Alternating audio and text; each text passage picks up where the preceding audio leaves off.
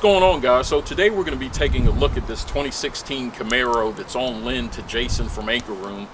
He was basically making some templates for a few different pieces that we'll show you in a second, but while he had access to it, I decided to go ahead and take a look at it and do a slight comparison between it and the S550 Mustangs, just to see what the differences are, see what we like about it, what we don't like about it.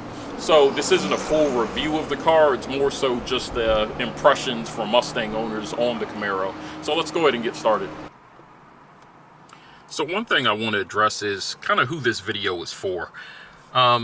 If you own an older Mustang and you're considering upgrading to the S550, and you're also kind of contemplating the new Camaro, then this video is probably something that will interest you. So we'll try to provide some insight. Obviously, Jason and myself are Mustang owners, so we're going to be a little bit biased just because we have more experience and time behind the wheel of the Mustang. So really what we're giving you are just our impressions of the Camaro. I'll let Jason start first since he's driven the car. What do you think about it? I definitely I like the car. It's definitely peppy. I've always cared for the Camaro. I think the styling cues are pretty interesting, and I think everyone is obviously borrowing cues from each other between the Challenger, the Camaros, and the Mustangs. You can definitely tell it's a peppy car. I believe it's rated at 455 horsepower, but without obviously having had the opportunity to really flog it. It's kind of hard to tell, but just the responsiveness is definitely there, and it's a solid handling car. Again, not having been on a road course, it's a difficult thing to, I guess, review, and that's why this is not necessarily a review, but just an impression. But overall, I think it's a pretty impressive car, performance-wise. All right, so now talking about the styling, I guess, of the again, we'll start with the interior. Some of the things I like, some of the things I don't care for too much. I like the technology that's built into the car. It's a lot of features up here. Obviously, heated and cooled seats. The HUD, the heads-up display that you can see while you're driving. When you start the car up, pretty much everything's digital except the speedometer and the tach.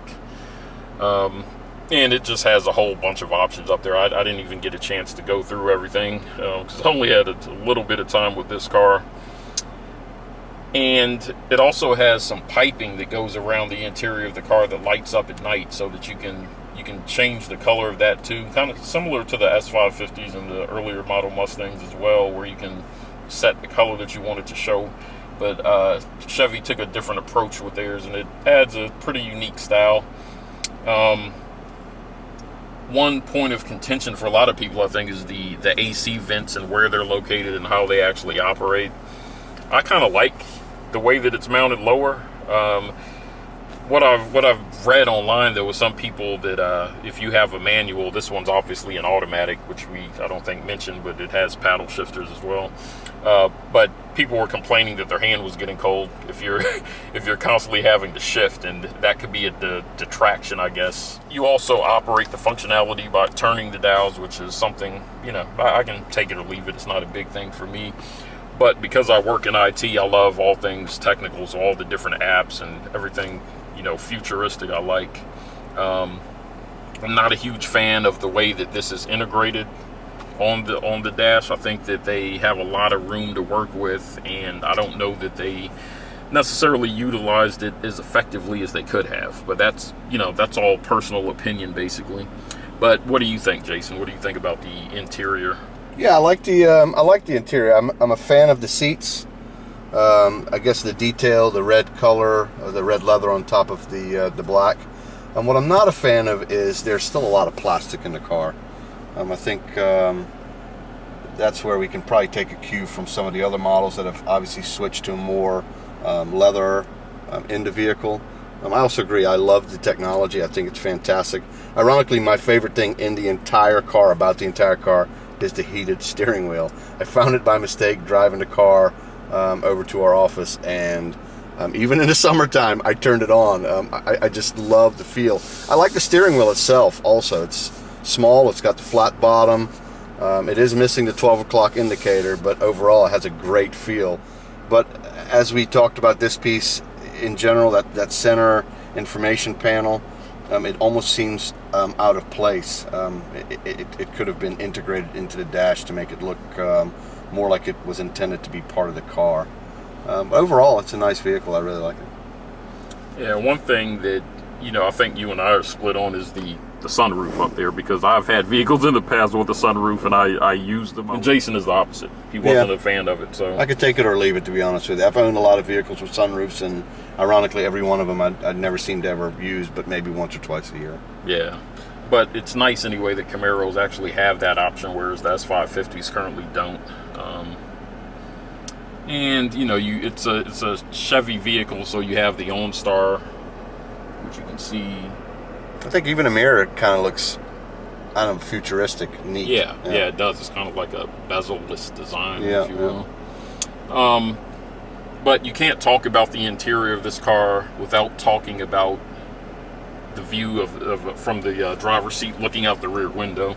But, you know, driving, I first saw this car actually at the International Auto Show, and I sat in it and looked out the rearview mirror and laughed pretty much, because I was like, I don't know how anybody's going to be able to drive this.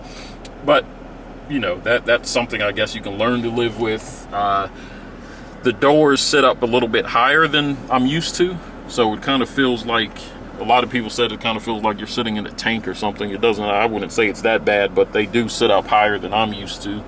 But again, not a big deal. So I think a lot of it's personal preference with the interior. Moving to the exterior, what do you think of the design of that?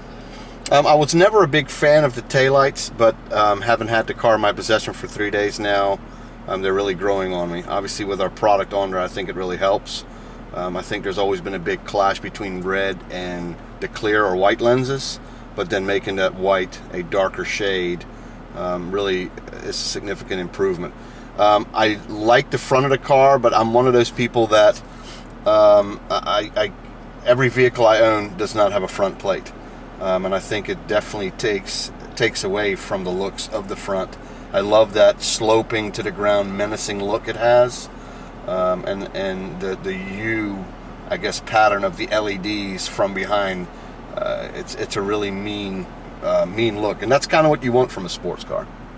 Yeah, I'd agree. I think the headlights for me are one of the big positives for it, because when you see that thing coming from behind you, you know, it's like you want to get out of the way. Yep. It's definitely a menacing look, and the taillights even are not bad. I'm not necessarily a huge fan of them. I actually prefer the S550 taillights, but they're a good looking taillight. It's just, you know, a lot of it's just personal opinion, really, which is what it all boils down to. And I think that's kind of the summary of the video. Everybody's going to have their different preferences and things that they like. This model actually has, you know, when you compare it to the S550, the 2016, the Camaro has more horsepower stock. It has more options technology-wise, but you're also paying for those things. You know, it's not a one-to-one comparison, really. Okay, so this Camaro actually has some modifications done, very slight, and I'll let Jason go ahead and show you what he actually did to it. On Ryan and Christina's Camaro, we added the Taillight Blackout pieces over here. These stock are pretty bright. They're a clear lens. And it's like I said, it's a blackout that we put over top of that clear lens to give it a nice dark menacing look. If you pan towards the bottom here, we have the rear reflectors also, which are pretty bright red from the factory. We blacked those out also. Over here in the top center, third brake light,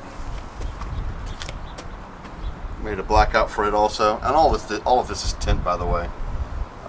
Fairly easy to apply. The taillights actually were a lot easier to do than we anticipated, since they are a one-piece design that spans across the entire lens. Again, from the factory, this is a extremely bright lens, also red by default. Like I said, from the factory, it's blacked out at that point. We have that same mirrored lens all the way up front, which is amber, which is now a darker amber because it has the blackout tint also. We also have a piece down below over here. I guess it kind of serves as a fog light, also blacked out. One of the items we were really excited about doing is the headlight here. As you can tell, ours is a little different because it wraps around the edge over there, covering the entire lens from corner to corner. Anyway, hopefully this helps you guys out. If you're looking, I would still recommend, you know, if you're in the market for either a 2016, 2017 Camaro or Mustang, to go out and test drive them yourself and see what you prefer. See what you think you're going to get the most bang for your buck from, and make your decision from there. All right, thank you guys for watching. As always, thank you for your support, and see you next time.